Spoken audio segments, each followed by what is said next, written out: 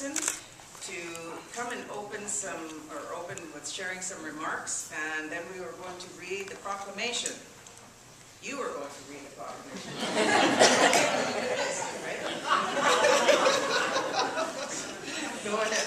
Okay. Thank you, Constance. Oh, yeah. No funny. See, I'm going to get trouble from you. So, isn't she great?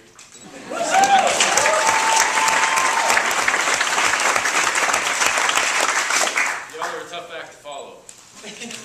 That's what In this place. So, what a wonderful time to come together and celebrate. I want to echo the thanks from the beginning here for all those who made this possible. All of you who've come to celebrate this day and to prepare to celebrate this entire month of February ahead. It's a fantastic leap forward for us here at City Hall, and it's so inspiring to see you all here. Can't wait to see what's next in this great ceremony here. So I got to do a little bit of the formalities here. A little bit of the history of Black History Month, politically speaking, was recognized by the Canadian government in 1995, December 1995. Black History Month, House of Commons officially recognized it then. That was introduced by the first Black Canadian woman who was elected to Parliament. That would be Honourable Jean Augustine. And that motion was carried unanimously in the House of Commons in 1995. So that nationally was our history. BC has a long, rich, and diverse history as well. People of African descent have been coming here since the beginning of all of our cultures coming here and joining our First Nations. The BC legislature recognized Black History Month in 1996, following suit from the federal government.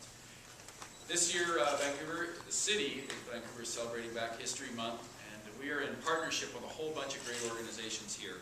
The Vancouver Park Board that Constance chairs is obviously a big leader on this as well. Vancouver Public Library, the Canada Post, the National Congress of Black Women Foundation, incredible leaders on this as well. Vancouver International Film Center is part of this, and the National Film Board as well. So some really strong partners that have pulled together to make this the biggest and best ever.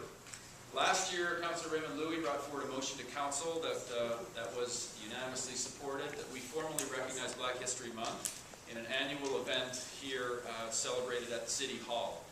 And we remain ever committed to this going forward, helping to support many of the events that will take place over the course of February. And I want to recognize those members of the Black History Month Committee who have been in the leadership role to make all this possible, pull all these things together.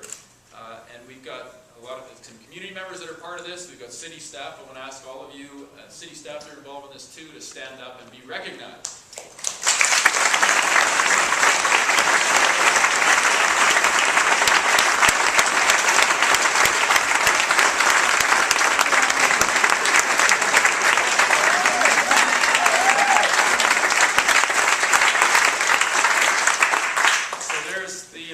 A lot of events are listed on the city's website, vancouver.ca. You can check that out there as well, the whole calendar of events.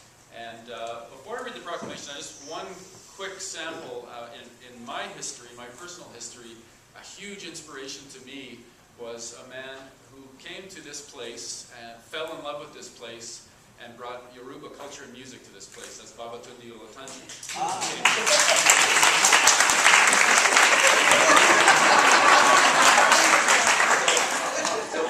Baba came here for many years. He came every year to teach Yoruba culture and drumming. He brought this music and culture to North America from Nigeria in the 50s in New York. He created the Drums of Passion, which are one of the great all-time African music groups who brought African music all through North America, played in schools, played in every little town you could think of.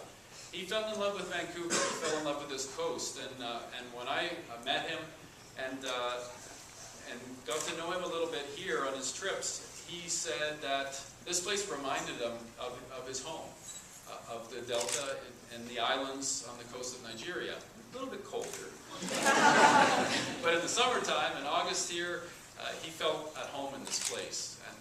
And I think that reflects well on the advancements of our culture here, the welcome, the interest in so many people here who wanted to learn and study African music and culture, and he spread that throughout the world, was a great ambassador and someone who we miss greatly since he passed.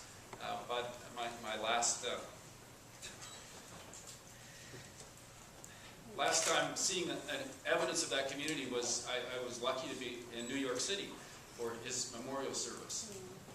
And it was the most inspiring service maybe I've been to, although Milton Wong's service last week was really moving. But this was in the biggest church that I've ever been in, and it was absolutely packed with people of every background, and incredible music and celebration of African culture and how important it was in New York City and across North America, and people that came from all over the world to gather and celebrate that man.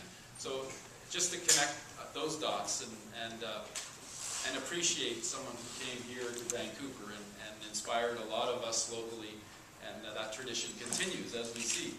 So I'm pleased to welcome another giant, a leader and superstar in the community here, and that's Nelda Collender.